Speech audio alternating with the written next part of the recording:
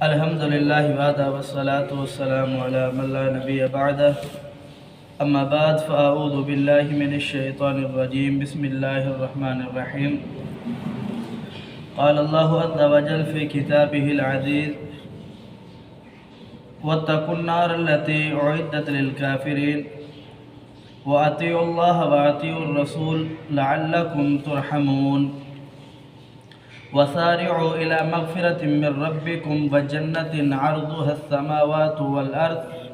أعدت للمتقين واتقوا النار، اے لوگو تم آگ سے بچو، التي اعدت للکافرین، وہ آگ جو صرف کافروں کے لیے تیار کی گئی ہے، اللہ کے نافرمانوں کے لیے تیار کی گئی ہے، جہنم کی آگ۔ نبی کریم صلی اللہ علیہ وسلم فرماتے ہیں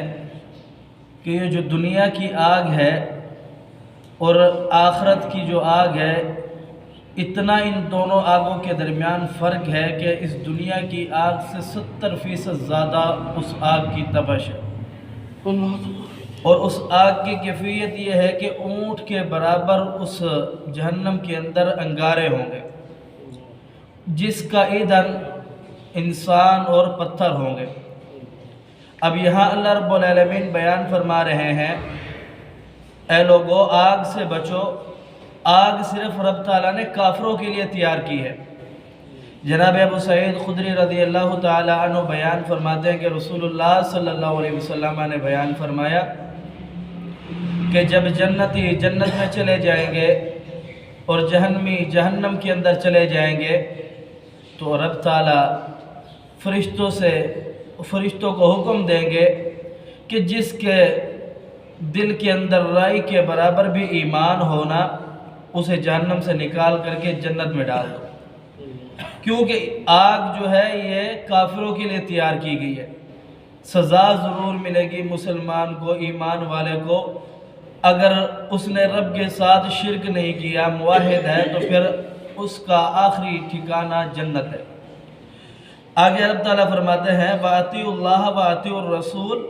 لَعَلَّكُمْ تُرْحَمُونَ، اے لوگو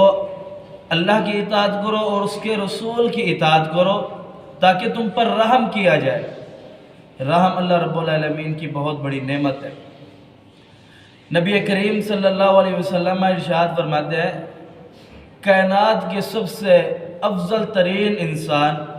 کائنات کے سب سے اعلیٰ ترین انسان،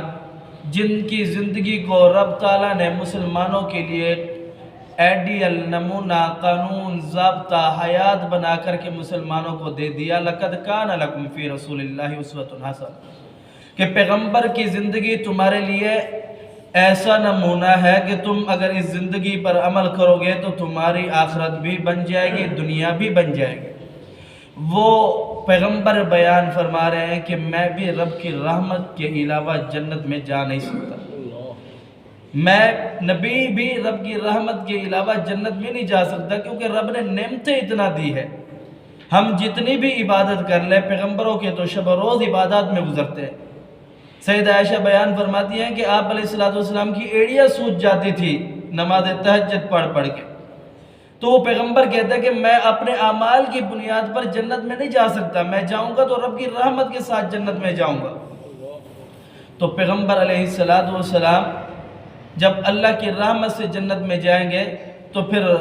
ہر شخص کو رب کی رحمت کا طلبگار ہونا چاہیے۔ اللہ فرما رہے ہیں کہ رحمت کس طریقے ملے گی؟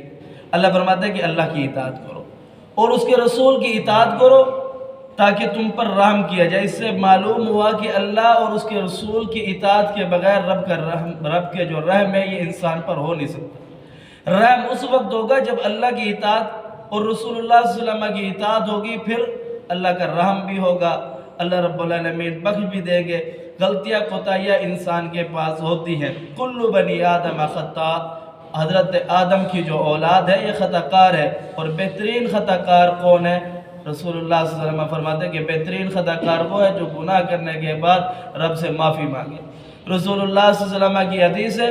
آپ علیہ السلام فرماتے ہیں کہ جو قومیں نا گناہ نہیں کرتی نا، اللہ رب العالمین ان قوموں کو بھی ختم کر دیتا ہے۔ اب یہاں مطلب یہ نہیں ہے کہ گناہ کرنا ہے، نہیں، اللہ پاک فرماتے ہیں گناہ ہوتا ہے انسان سے، یہ انسانی فطرت ہے، لیکن گناہ کے بعد رب کے پاس جب بندہ معافی کے لیے آتا ہے نا، رب بڑا خوش ہوتا ہے۔ آگے فرماتے ہیں وَسَارِعُوا إِلَىٰ مَغْفِرَةٍ مِّن رَّبِّكُمْ وَجَنَّةٍ عَرْضُهَا السَّمَاوَاتُ وَالْأَرْضُ أُعِدَّتْ لِلْمُتَّقِينَ۔ لوگوں ایک دوسرے سے آگے بڑھو، کس چیز میں؟ إِلَىٰ مَغْفِرَةٍ مِّن رَّبِّكُمْ وَجَنَّةٍ عَرْضُهَا السَّمَاوَاتُ، اللہ رب العالمین کی بخشش طلب کرنے میں اور اس جنت کو حاصل کرنے میں جس کی لمبائی چوڑائی زمین و آسمان کے برابر ہے، وَأُعِدَّتْ لِلْمُتَّقِينَ، اور جو متقین کے لیے تیار کی گئی ہے۔ یہ دنیا کی عیش و آرام، دنیا کے مال دولت کی خاطر اپنی آخرت برباد نہ کریں، اپنی دنیا کو بھلا دے، چھوڑ دے۔ دنیا تو قید خانہ ہے، الدنیا سجن مومن و جنت کافر، دنیا مومن کے لیے قید خانہ ہے اور کافر کے لیے جنت ہے۔ جناب رسول اللہ صلی اللہ علیہ وسلم ارشاد فرماتے ہیں، ابو ہریرہ راوی ہے کہ آپ علیہ السلام فرماتے ہیں کہ اے صحابہ، تم نیکیاں کر لو اس وقت کے آنے سے پہلے جب بندہ دن میں مسلمان ہوگا، مومن ہوگا، رات میں کافر ہو جائے گا۔ اگر رات میں مومن بنے گا تو دن میں کافر ہو جائے گا، اس وقت لوگ اپنے ایمان کو دنیا کے چند حقیر چیزوں کے عوض بیچ ڈالیں گے۔ تو اس سے پہلے اس وقت کے آنے سے پہلے تم اللہ کے ہاں اپنے اعمال کا